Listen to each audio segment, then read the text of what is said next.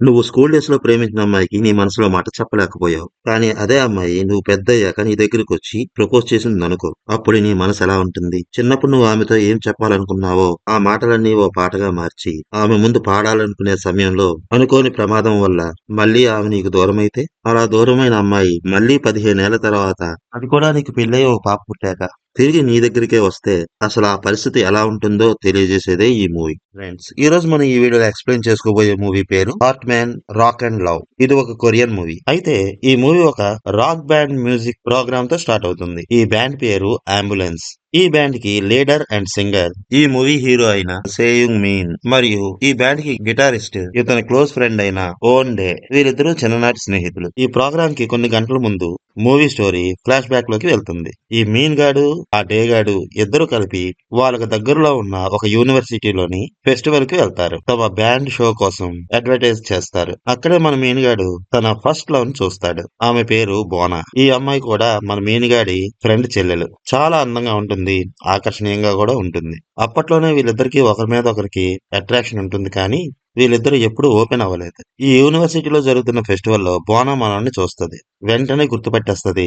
తనంతట తానే వీడి దగ్గరికి వచ్చి నవ్వుతూ పలకరిస్తుంది. తర్వాత ఆమె తీసిన ఫోటోలను చూపించి వీడితో మాటలు కలుపుతుంది. అలా ఆ మాటల్లోనే అప్పట్లో నేను నిన్ను ఇష్టపడేదాన్ని అని మనోడికి చెప్పేస్తుంది. ఆ మాట వినగానే మన మెయిన్ గాడు కూడా నాకు కూడా నువ్వంటే అప్పట్లో చాలా ఇష్టం, కానీ ఆ విషయం నేను నీతో చెప్పలేకపోయాను అని అంటాడు. తన బ్యాండ్ పార్టీకి తినని ఇన్వైట్ చేస్తాడు. అంతేకాదు ఆమె కోసం ఒక పాటని తనే స్వయంగా సిద్ధం చేశానని చెప్తాడు. ఇది ఇప్పుడు మన మెయిన్ గాడి జీవితంలో అతి ముఖ్యమైన క్షణం. ప్రోగ్రామ్ స్టార్ట్ అవుతుంది. మీనిగాడు స్టేజ్ మీద పాడటం స్టార్ట్ చేస్తాడు. బోనా ఆడియన్స్ తో పాటు కూర్చొని మనవాడు పాట కోసం అతన్నే చూస్తూ ఉంటుంది. మనవాడు తన లవర్ నే తలుచుకొని ఇలా పాట స్టార్ట్ చేయబోతున్న సమయంలో ఈ మీనిగాడి లేడీ ఫ్యాన్ నీ ప్యాంట్ జిప్పర్ ఓపెన్ అయ్యి ఉంది అని గట్టిగా అరుస్తుంది. సడన్ గా ఆ మాట విన్న మీనిగాడు కంగారు పడిపోతాడు. అక్కడున్న ఆడియన్స్ రియాక్షన్ తో కొంచెం భయం వేస్తుంది.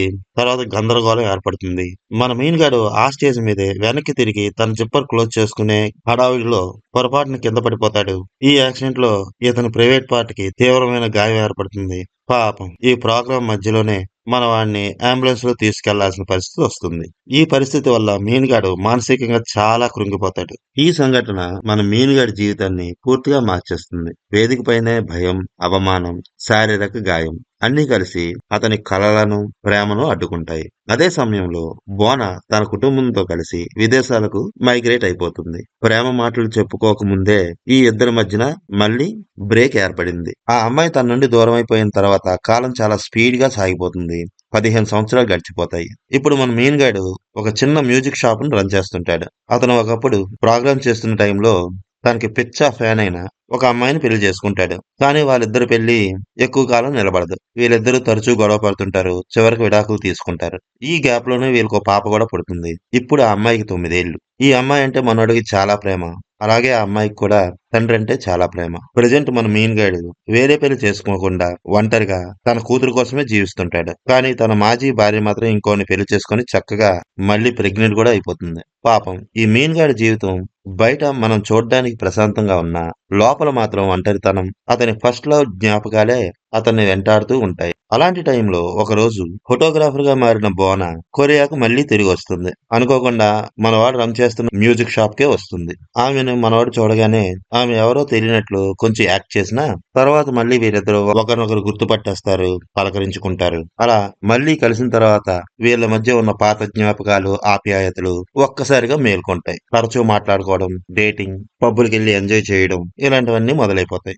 మన మీనిగాడి పొలంలో మళ్ళీ మొలకలు వస్తాయి. వీడి జీవితంలో మళ్ళీ ప్రేమకు అవకాశం కలుగుతుంది. అయితే వీళ్ళిద్దరూ ఒకరోజు ఓ రెస్టారెంట్ లో మాట్లాడుకుంటున్న సమయంలో అక్కడ పిల్లలు చేస్తున్న శబ్దాలకు బోనాకు చాలా చిరాకేస్తది. నాకు పిల్లలంటే చాలా ఎలర్జీ అని ఐ హేట్ దెమ్ అంటూ ఓపెన్ గా మనవాడితో చెప్పేస్తది. అంతేకాదు తను విదేశాల్లో ఉన్నప్పుడు నో కిడ్స్ అనే ఉద్యమం గురించి మాట్లాడుతూ నో కిడ్స్ అనే పేరు మీద ఆమె దగ్గర ఉన్న పుస్తకాన్ని కూడా మన మీనుగాడికి ఇస్తుంది. మన బోనా అభిప్రాయం ప్రకారం పిల్లలు జీవితాన్ని కష్టతరం చేస్తారు అని. ఈ సంఘటన మాత్రం మన మీనుగాడికి చాలా పెద్ద షాక్. ఎందుకంటే అతను ప్రాణానికి ప్రాణంగా ప్రేమించే తన కుమార్తె గురించి బోనాకి తెలిస్తే తర్వాత తన పరిస్థితి ఏంటి అని. ఒకవేళ తన కూతురు గురించి బోనాకి తెలిస్తే ఆమె తన జీవితంలో మళ్ళీ దూరం అయిపోతుందేమోని మన వాడికి భయం మొదలవుతుంది. అందుకనే తన కూతురు గురించి బోనా దగ్గర నిజం చెప్పడు. తాను ఇప్పటికీ ఒంటరివాడినే అని నటిస్తూ అబద్ధాల మీద వీళ్ళ రిలేషన్షిప్ ని కొనసాగిస్తూ ఉంటాడు. అలాంటిది ఒక రోజు బోన మన మెయిన్ గాడికి ఫోన్ చేసి ఈ రోజు నేను మీ ఇంటికి వస్తున్నాను అని చెప్తుంది. అది విన్న మెయిన్ గాడికి టెన్షన్ స్టార్ట్ అవుతుంది. అంటే తన ఇంట్లో ఉన్న తన కూతురి జ్ఞాపకాలని, ఫోటోల్ని, తన కూతురు మెయిన్ గాడు ఇద్దరు కలిపి ఆ ఇంట్లో ఏ ఏ వస్తువులనైతే వాడుకున్నారో వాటన్నిటిని ఆమె కంటికి కనపడకుండా దాచిపెట్టేస్తాడు.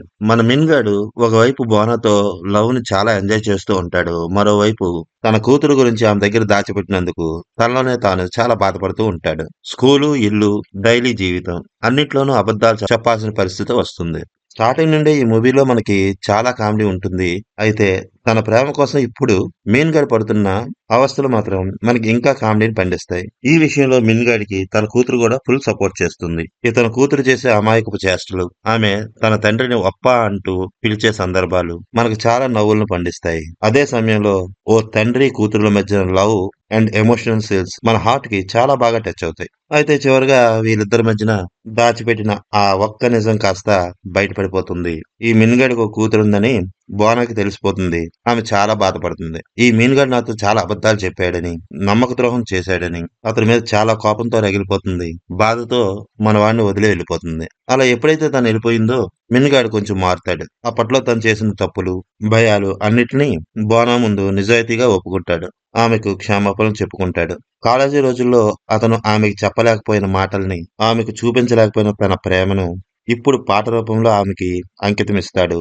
అతని నిజమైన ప్రేమ, ఓ తండ్రిగా అతను చూపిన బాధ్యత, అలాగే తన కూతురి అమాయకత్వం ఇవన్నీ బోనా హృదయాన్ని కూడా చాలా గట్టిగా తాకుతాయి. పిల్లలపై ఆమెకున్న అభిప్రాయాన్ని నెమ్మదిగా మార్చేసుకుంటుంది. చివరికి బోనా సేయింగ్ మిన్ ను అతని కుమార్తెను యాక్సెప్ట్ చేస్తుంది. గతంలో ఒక ప్రమాదం వల్ల బ్రేక్ అయిన వీళ్ళ ప్రేమ ఇప్పుడు నిజాయితీ వల్ల మళ్ళీ కలిసింది. చివరికి ఈ ముగ్గురు కలిపి ఒక చిన్న సంతోషకరమైన కుటుంబంగా ఏర్పడి హ్యాపీ లైఫ్ ని లీడ్ చేస్తారు. నా సబ్స్క్రైబర్స్ కు ఈ వీడియో చూసిన మీకు అందరికీ నా థ్యాంక్స్.